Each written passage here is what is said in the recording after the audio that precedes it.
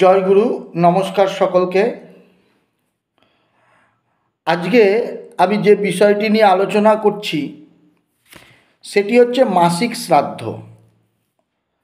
আপনারা জানেন, একজন গত হলে বা পরলোক গমন করলে তার মৃত্যু থেকে গণনা করে চান্দ্র মাস অনুসারে পূর্ণ সম্বৎসর মানে এক বছরের মধ্যে 12টি মাসিক এবং 2টি ষান্মাসিক শ্রাদ্ধ করতে হয়।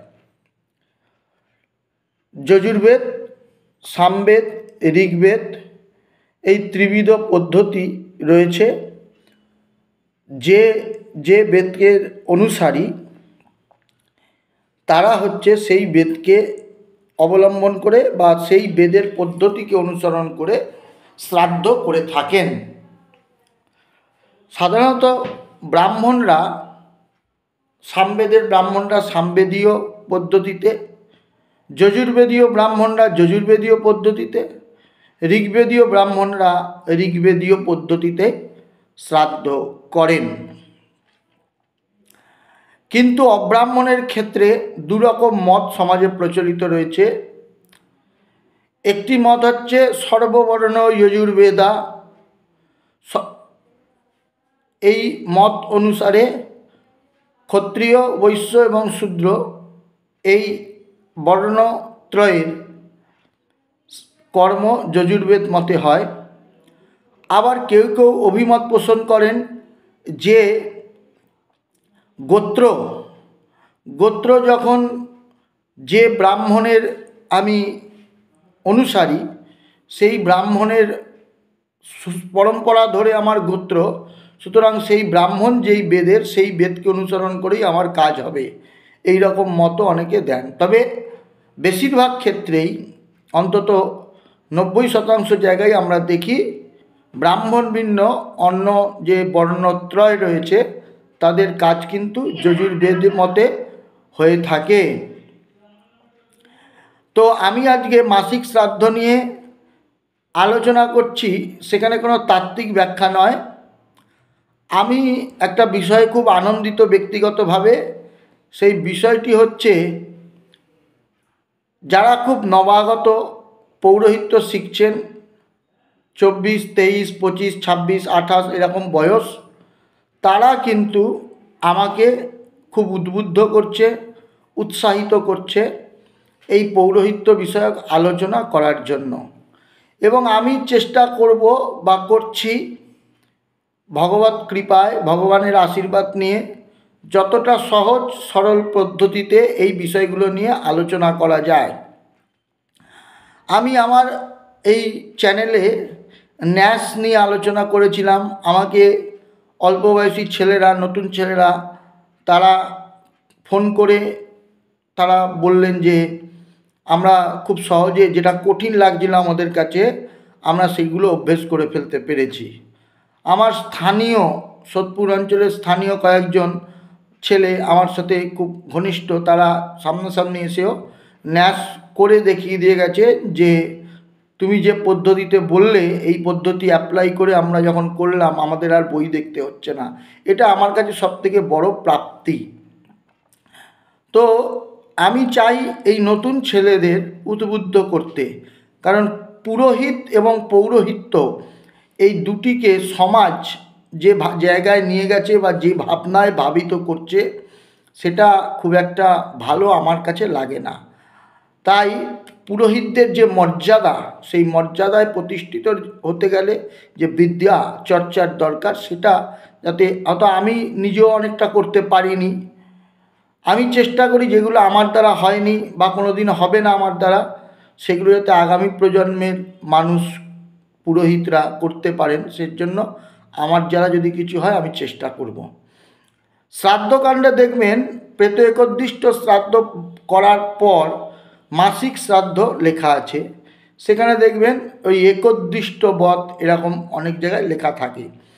বর্তমানে অনেক লেখক মাসিক শ্রাদ্ধ পৃথকভাবে লিখছেন, কিন্তু বেশিরভাগ জায়গায় একোদ্দিষ্ট বধ এই কথাটি লেখা থাকে। এখন একোদ্দিষ্ট শ্রাদ্ধের সাথে সামান্য কিছু পার্থক্য মাসিক শ্রাদ্ধে রয়েছে। পেত একোদ্দিষ্ট শ্রাদ্ধ যেটা আমরা কেউ মারা গেলে করি, প্রথম যে শ্রাদ্ধটা ব্রাহ্মণের 11 দিনে, কারোর 13 দিনে, কারোর 16 দিনে, এগুলো যে করি সেইগুলো হচ্ছে পেত একোদ্দিষ্ট শ্রাদ্ধ। হ্যাঁ, অশৌচান্তার দ্বিতীয়ন্নি সেটা করি। কিন্তু মাসিক শ্রাদ্ধ প্রত্যেক মাসে মুখ্য চান্দ্র মাসের মৃত্যুতিথিতে করা হয়। তো তার একটি ক্রম আমি আজকে আপনাদের সামনে উপস্থাপন করব। আমি বলছি যে পদ্ধতি মন্ত্রগুলো আয়ত্ত হয়ে যাবে কাজ করতে করতে, ক্রমটা ধরে রাখতে হবে। তো এই ক্রমে আমি কি আসছে আমি বলছি, প্রথম আমাদের কাজ হচ্ছে শ্রাদ্ধের শুরুতে একটা প্রদীপ প্রজ্বলন, প্রদীপ জ্বালতে হবে। এটা কিন্তু আমি যজুর্বেদীয় মাসিক শ্রাদ্ধের ক্রম বলছি। এটি প্রদীপ প্রজ্বলন করতে হবে এবং মনে রাখতে হবে এই প্রদীপটা কিন্তু তিল তেলের হতে হবে। তিল তেলের প্রদীপ একটা প্রজ্বলন করতে হবে। তারপর হচ্ছে মঙ্গল মন্ত্র পাঠ এবং মঙ্গল বাদ্য ইত্যাদি বাজানো একটা পরম্পরা কিন্তু আছে। বলবেন শ্রাদ্ধ একটা শোকের জিনিস, মৃত্যুর জিনিস, তাতে মঙ্গল মন্ত্র বা মঙ্গল বাদ্য কেন করব? এটা প্রশ্ন হতেই পারে। এই জন্যই করব, শ্রাদ্ধটা একটা যজ্ঞ বা পূজা। যজ্ঞ মানেই খালি আগুন কাঠ ঘি জ্বালা নয়, যজ্ঞ মানে যে কোনো কর্মই হচ্ছে যজ্ঞ। আমাদের পূর্বে পিতৃমেদ যজ্ঞ হতো, তো সেটা একটা যাগ। এবং এই যে আমরা মাস গণনা করি, এই মাস গণনার সূচনাও কিন্তু এই শ্রাদ্ধ থেকে। আপনারা জানলে ভালো লাগবে যে আমাদের পূর্বে মাস গণনার পরম্পরা ছিল না। 30 দিনে একটা মাস হবে, এটা আমরা ঠিক করেছি। এবার এই 30 দিনটা কিভাবে নির্ণয় করব না, বলা হলো পূর্ণিমাতে দৈব কর্ম,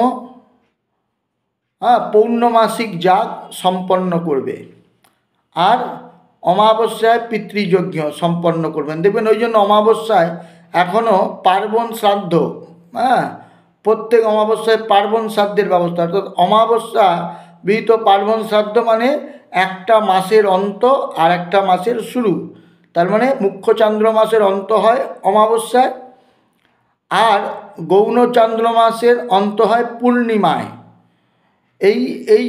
এইভাবে অর্থাৎ পিতৃকর্ম এবং দৈবকর্ম এই দুটোকে কেন্দ্র করেই কিন্তু আমাদের মাস গণনার শুভ সূচনা হয়েছিল। এই যে পিতৃকর্ম, এই পিতৃকর্মের শুরুতেই আমাদের কিন্তু মঙ্গল মন্ত্র পাঠ, মঙ্গল বাদ্যের ধ্বনি। তার মানে ঢাক পেটাতে আমি বলছি না, আমি বলছি শঙ্করধ্বনি বা হচ্ছে ঘণ্টার ধ্বনি। কোনো কোনো জেলায়, আমাদের বাংলাতেই, আমি বাংলার বাইরে যাচ্ছি না, মঙ্গলারোপণ বলে একটি শব্দ আছে যে, এবং দেখবেন গরুর দড়ি স্পর্শ বা গোষ্ঠ দণ্ড স্পর্শ এরকম আছে, মঙ্গল দ্রব্য দর্শন শ্রাদ্ধের। তো এইগুলোর মুখ্য কাজ হচ্ছে আমি যে শ্রাদ্ধ করছি এই শ্রাদ্ধটা যাতে নির্বিঘ্নে সম্পন্ন হয় তার জন্যই হচ্ছে মঙ্গলাচরণ। যেমন কোনো গ্রন্থ রচনার ক্ষেত্রে আমাদের যত সংস্কৃতি রয়েছে, আমাদের যে সাহিত্য পরম্পরা বা শাস্ত্র পরম্পরা, সেখানেও দেখবেন যখন কোনো গ্রন্থ রচনা হচ্ছে সেখানেও একটা মঙ্গলাচরণের পরম্পরা আছে, নির্বিঘ্ন পরিসমাপ্তি কামনায়। তাই এখানেও কিন্তু প্রদীপ প্রজ্বলন তিল তেলের দ্বারা তারপরে মঙ্গল মন্ত্র পাঠ করার প্রাসঙ্গিকতা রয়েছে। তারপরে আমরা কি করব 3 নম্বরে, তাহলে 1 নম্বর গেল প্রদীপ প্রজ্বলন, 2 নম্বর গেল মঙ্গলাচরণ এবং মঙ্গল বাদ্যের ধ্বনি, তারপরে 3 নম্বরে হচ্ছে আচমন এবং বিষ্ণু স্মরণ।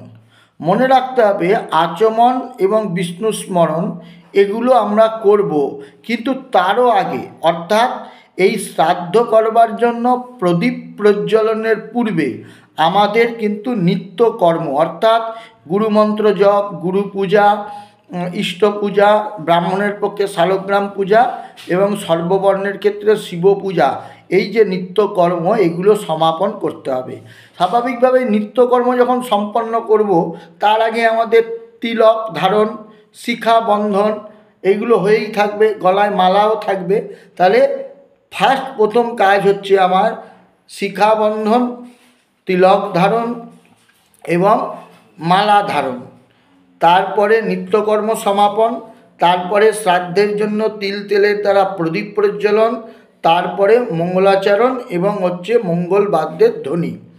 এরপরে আমি শ্রাদ্ধের জন্য একটি নির্দিষ্ট আসনে উপবেশন করে আচমন ও বিষ্ণু স্মরণ করব।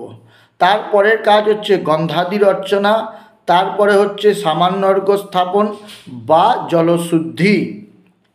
এরপরে হচ্ছে দ্বার সংক্ষেপে, অত্যন্ত সংক্ষেপে দ্বার পূজা। অর্থাৎ যে কোনো জায়গায় দেখবেন আমরা অনেকে করি না, কিন্তু এটা পরম্পরা আছে, শ্রাদ্ধ করার সময় একটি চাল গুঁড়ো এবং হলুদ গুঁড়ো মিশিয়ে একটা ঘর কাটা হয়, একটা রেখাকরণ করা হয়, তার ভেতরে বসে শ্রাদ্ধটা করতে হয়। এটা কিন্তু আছে এবং এটা একটা স্থান শুদ্ধির মধ্যে পড়ে। পূজাতে যেমনি আমরা মণ্ডল কাটি বা মণ্ডল অঙ্কন করি, সর্বতভদ্রমণ্ডল বা সাধারণ ভদ্রমণ্ডল বা বৃহৎ সর্বতভদ্রমণ্ডল বা অষ্টদল পদ্ম এগুলো করি, তেমনি শ্রাদ্ধেতেও ঘর কাটা একটা পরম্পরা আছে। অনেকে করেন, অনেকে করেন না, কিন্তু করলে ভালো। তো এইগুলোর দ্বারা কিন্তু স্থান শুদ্ধি হয়। তেমনি যখনই আপনি মণ্ডলটা করবেন, ওই মণ্ডলটা করলে কিন্তু হচ্ছে আপনার ওই কি বলে স্থান শুদ্ধি হয়ে থাকে। আর এইবার ওই মণ্ডলের একটা স্বাভাবিকভাবে দ্বার তৈরি হয়। দ্বার অর্থে দরজা। সেখানে এতে গন্ধপুষ্পে ওম দ্বার দেবতাভ্যো নমঃ এই মন্ত্রেই দরজার কাছে একটু ফুল দিয়ে দেওয়া। তারপরে মাসভক্ত বলি এবং ভূতাপসারণ করতে হয়, কারণ ক্ষেত্রপালের পুজো না করে সেই ক্ষেত্রে কোনো কাজ করা যায় না। তারপরে দিগবন্ধন, বিঘ্নাপসারণ, করশুদ্ধি, ভূমিশুদ্ধি, আসন শুদ্ধি, পুষ্পশুদ্ধি এইগুলো কিন্তু অবশ্যই করবেন। অনেকে বলবেন যে বইতে তো লেখা নেই, সাধারণ বইতে লেখা নেই, আর এগুলো বলার প্রয়োজনীয়তাও নেই। কারণ আপনাদের বলি, যেমন ধরুন স্বস্তিবাচনের সূত্রে লেখা আছে যে কোনো কর্মের প্রারম্ভে স্বস্তিবাচন করবেন। এই স্বস্তিবাচনের সূত্রে এই কথাটা বলা আছে, যে কোনো ধর্মকর্ম করার সময় স্বস্তি বাচন করবে। এই কথাটা যখনই বলা হলো, তার মানেই শ্রাদ্ধের ক্ষেত্রেও স্বস্তি বাচনটা প্রাসঙ্গিক হয়ে গেল। কেমন? তেমনি মাসভক্ত বলি, ভূতাপসারণ, দিগবন্ধন, ভূমিশোধন এগুলো পঞ্চশুদ্ধির মধ্যে চলে আসে। স্থানশুদ্ধি, দ্রব্যশুদ্ধি, মন্ত্রশুদ্ধি, কায়শুদ্ধি এইগুলো যদি আমি না করি, আমি যদি নিজেই শুদ্ধ না হই, তাহলে আমি কর্ম করার যোগ্যতা লাভ করব না। তাই বইতে লেখা না থাকলেও আপনাকে মনে রাখতে হবে এই কর্মগুলো আমরা করি কেন। এই কর্মগুলো করি ওই জায়গাকে পবিত্র করতে হবে। অপবিত্র এমনিতেই আমাদের এই যে জায়গা বাংলা সাধ্যের ক্ষেত্রে অযজ্ঞ দেশ বলে বিবেচিত, যজ্ঞের ক্ষেত্রেও এটা কিন্তু অযজ্ঞ দেশ বলেই বিবেচিত। শাস্ত্রীয় প্রমাণ আছে, অঙ্গভঙ্গ কলিঙ্গেষু সৌরাষ্ট্র মগধেষু চ তীর্থযাত্রা বিনাম গত্বা প্রায়শ্চিত্ত মর্হতি, এইরকম শাস্ত্রীয় বচন কিন্তু আছে। এখন তথাপি আমরা এখন বাস করছি, তো এখানে গঙ্গা কলিযুগের শ্রেষ্ঠ ক্ষেত্র এই বাংলার উপর দিয়েই প্রবাহিত হয়েছে। সুতরাং আমরা যখন এখানে বাস করছি, আমাদের ধর্মকর্ম করতে হবে। তো এই জায়গাকে আমরা আমাদের কর্মের যোগ্য ভূমি করব। এবং এই যে দীর্ঘদিন ব্রাহ্মণরা এখানে থাকছেন এবং বৈদিক কর্মকাণ্ড করছেন একটা দীর্ঘকাল ধরে, ফলে এই জায়গাটা প্রাচীন স্মৃতিশাস্ত্র মতে অযজ্ঞ ভূমি হলেও আজ কিন্তু তার যোগ্যতা লাভ হয়েছে, কারণ বহু যজ্ঞকর্ম এবং বৈদিক কর্ম এই ভূমিতে, বাংলার ভূমিতে অনুষ্ঠিত হচ্ছে। ফলে ওই যে বলা আছে যে তীর্থযাত্রা বিনাম গত্বা প্রায়শ্চিত্তমর্হতি, এই কথাটা আজকের দিনে আর সেইভাবে গ্রহণযোগ্যতা পাবে না বা পাচ্ছে না। কারণ বহু যজ্ঞের, যেমন একটা মাটির ডেলা, অর্থাৎ আমাদের যে স্থূল বস্তু মাটির ডেলা, সেটা যখন একটি দেবতার মূর্তিতে রূপান্তরিত হয় তখন সেটি সাক্ষাৎ দেবতার স্বরূপ হয়ে যায়। তেমনি একটা ভূমি দীর্ঘদিন জপ তপ ইত্যাদির দ্বারা সেই ভূমিটাও কিন্তু একটা সাধন শক্তি বা পীঠে পরিণত হয়ে যায়। যাই হোক, তো এই কর্মগুলো করব, তারপরে এই পুষ্পশুদ্ধি পর্যন্ত করার পর তারপরে আমি হচ্ছে ইষ্টমন্ত্র জপ করব সংক্ষেপে। কারণ পুরী ব্রাহ্মণ হলে গায়ত্রী এগুলো তো সন্ধ্যা আমি করে নিয়েছি। তারপরে বলছে গন্ধপুষ্পের দ্বারা গুরু গণেশ আদি একটা করে ফুল দিয়ে পুজো করবে। এতে গন্ধপুষ্পে ঐম শ্রীনাথ গুরবে নমঃ, এতে গন্ধপুষ্পে ওম গং গণপতয়ে নমঃ, এইভাবে একটি করে গন্ধপুষ্পের দ্বারা পূজা করে অনুজ্ঞা, অর্থাৎ উপস্থিত ব্রাহ্মণ এবং গুরুজনদের থেকে শাস্ত্রীয় বিধিতে আদেশ নেব আমি আমার যে শ্রাদ্ধ কর্মে ব্রতী হচ্ছি সেই শ্রাদ্ধটা আমি করব, আপনারা আমাকে অনুমতি দিন। এই অনুমতিটা নেব।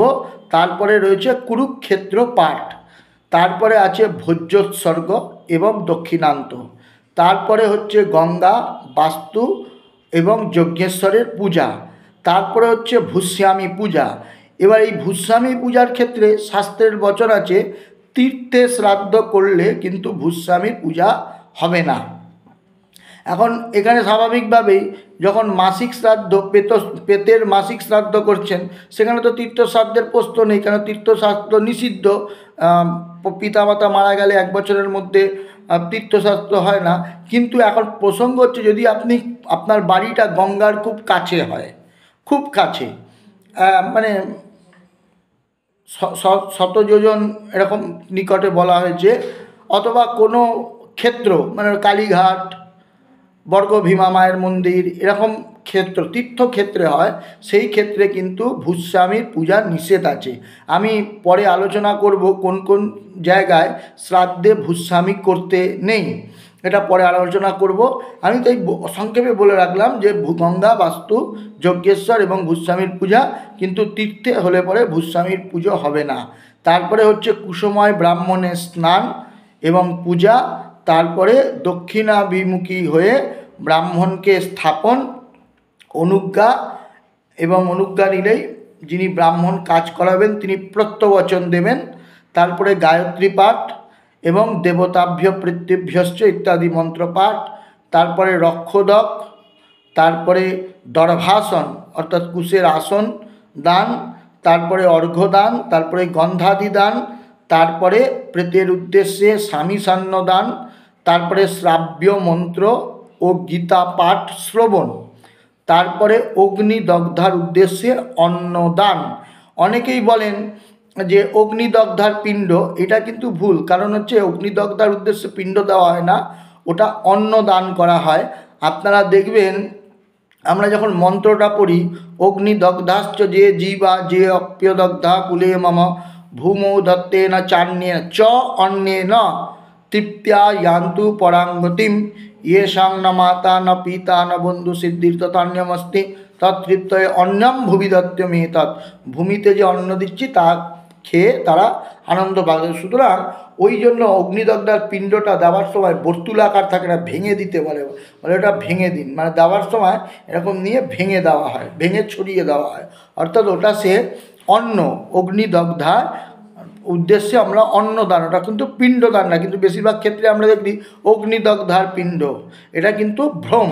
তো ওই জন্য অগ্নিদগ্ধার উদ্দেশ্যে অন্নদান, তারপরে যিনি মারা গেছেন তার উদ্দেশ্যে পিণ্ডদান, তারপরে হয়েছে পিণ্ডদানের কার্যটি কমপ্লিট হলে বাসসূত্র দান, অমন্ত্রক পিণ্ড পূজা, বসন্তাদি গান, অক্ষর্য দান, উর্জ দান, তারপরে হচ্ছে দক্ষিণা, দেবতাভ্য ইত্যাদি পাঠ, পিণ্ড ও ব্রাহ্মণ বিসর্জন, অচ্ছিদ্র ধারণ, বৈগুণ্য শান্তি, দীপ আচ্ছাদন, অর্থাৎ একটা যে প্রদীপটা আপনি শুরুতে জ্বালিয়েছিলেন সেই প্রদীপটাতে এরকমভাবে আচ্ছাদন করা, এবং হচ্ছে ব্রাহ্মণ শান্তির জল তারপরে দেবেন।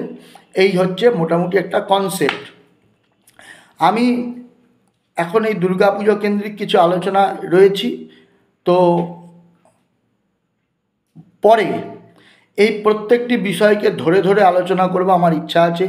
যদি আপনাদের সহযোগিতা থাকে এবং এই মুহূর্তে দাঁড়িয়ে আপনারা যেভাবে আমাকে উৎসাহিত করছেন এই বিষয়গুলো নিয়ে আলোচনার জন্য, যদি আগামী দিনে দেখি এই একই উৎসাহ আপনাদের থেকে আমি পাচ্ছি, তাহলে আমি আরও এই বিষয়গুলো গভীরভাবে বা বিস্তারিত আলোচনার চেষ্টা করব।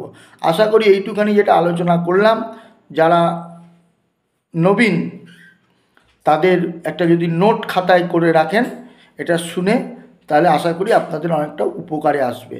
জয়গুরু, ভালো থাকবেন সবাই, নমস্কার।